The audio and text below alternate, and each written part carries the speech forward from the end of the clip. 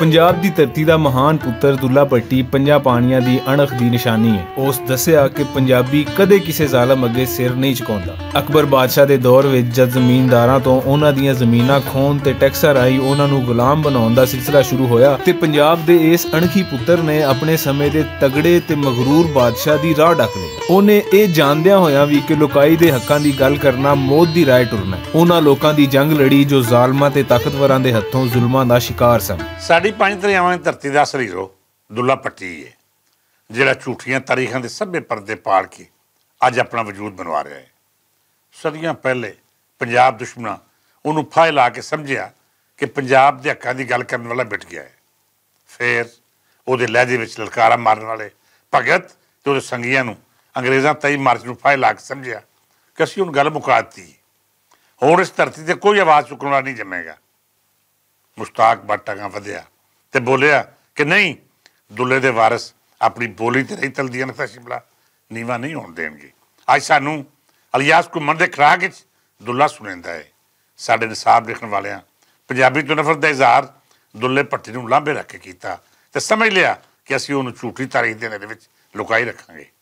पर इह शेर ते अणखी पुੱਤ पंजाब दा इस सारे फरेब दे पर्दे हटा के अज सीना बसीना अपना वजूद साबित करदा साढ़े सामने खलोता अकबर बादशाह जे ज़ालमां नूं ललकार रहा है कि मैं कल भी सां ते अज भी पंजाबी सांभण वालियां दे रूप विच जिउंदा।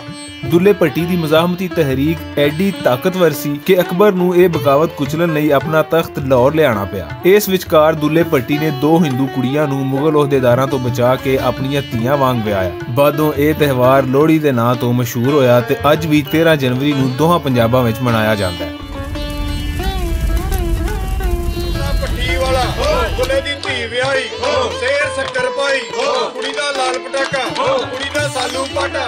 लोहड़ी बड़ा दिलचस्प त्यौहार है। ये धीआं ध्याणियां दे तहफ़्फ़ुज़ ते उन्हां दी आज़ादी का त्यौहार है। साडे इस त्यौहार नूं भी मुकावन की साजिश की गई तो एक अरसे तक इनू किसी खास मजहब या अकीदे नाल जोड़ी रखने की साजिश चाही गई। पर हक तो सच गल यह है कि अज ये त्यौहार भी साडी आज़ादी का हिस्सा बन रहा है तो साडे घरां च लोहड़ी दी महफिलां हो रही ने।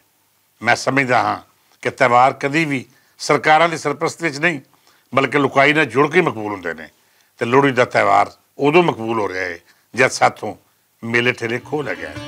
ਉਹ 26 ਮਾਰਚ 1599 ਦਾ ਦਿਨ ਸੀ ਜਦ ਮੁਗਲਾਂ ਪੰਜਾਬ ਦੀ ਧਰਤੀ ਦੇ ਪੁੱਤਰ ਨੂੰ ਲਾਹੌਰ ਸ਼ਹਿਰ ਵਿੱਚ ਫਾਹੇ ਲਾਇਆ। ਅੱਜ ਦੁੱਲਾ ਭੱਟੀ ਆਪਣੇ ਹੱਕਾਂ ਤੇ ਧਰਤੀ ਦੀ ਆਜ਼ਾਦੀ ਲਈ ਆਵਾਜ਼ ਚੁੱਕਣ ਦੀ ਅਲਾਮਤ ਬਣ ਕੇ ਜ਼ਿੰਦਾ ਹੈ ਤੇ ਉਦੋਂ ਤੀਕਰ ਜਿਉਂਦਾ ਰਹੇਗਾ ਜਦ ਤੀਕਰ ਪੰਜਾਬ ਦਾ ਨਾਂ ਸਲਾਮਤ ਰਹੇ।